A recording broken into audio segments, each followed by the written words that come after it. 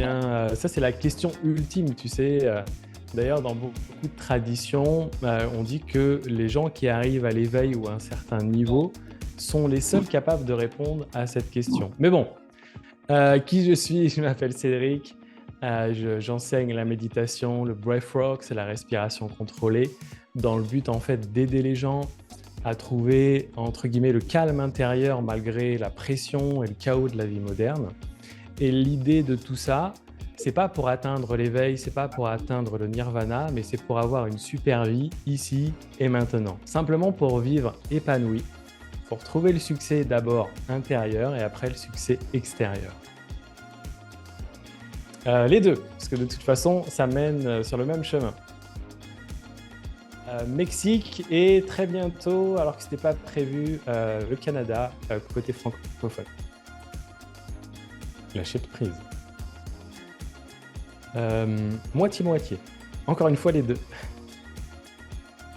Action ou vérité? Action.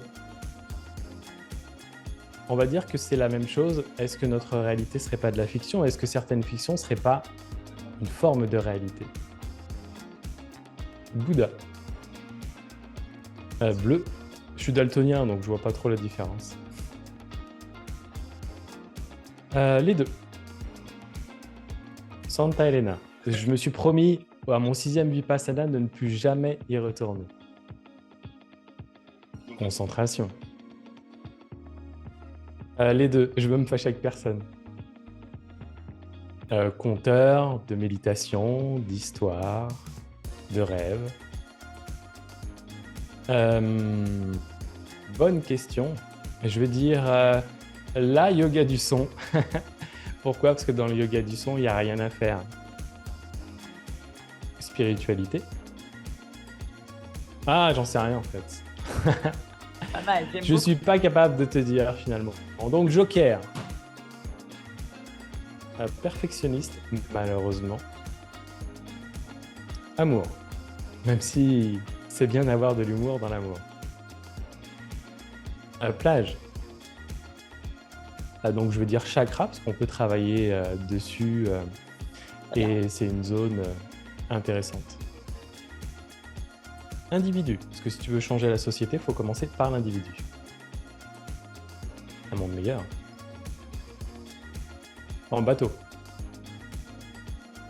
Eh bien, Muladhara, parce qu'il faut bien commencer par la fondation. Donc, on commence par le premier et on monte progressivement. Beaucoup de gens se perdent dans la spiritualité en allant directement trop haut. Donc, il faut que tout soit aligné. Fraternité. New York, c'est moins pollué. Pourquoi j'ai accepté de participer à la journée de l'audace? Parce que déjà, il y a des copains, il y a Geoffrey Brochet, Yannick Alain que j'adore. Donc ça, c'est la première chose.